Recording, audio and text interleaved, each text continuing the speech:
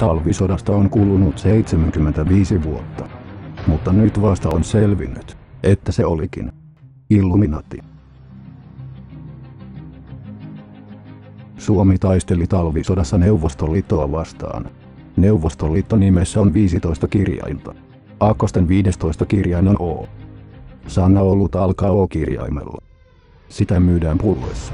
Suomalaiset käyttivät polttopulloja talvisodassa panssarintorjunta-aseina. Neuvostoliitolla oli talvisodassa 3000 panssarivaunua ja 1 000 000 sotilasta. 1 000 000 jaettuna 3 000 on noin 333.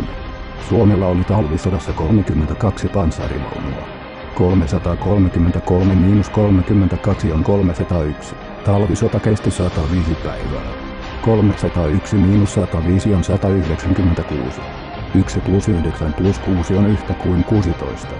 Talvisota-sanassa on 9 kirjainta. 16 miinus 9 on 7. Neuvostoliiton johtaja oli Stalin, jonka sukunimessä on 6 kirjainta. 7 miinus 6 on 1. Illuminatissa on 1 silmä. Talvisota on Illuminati.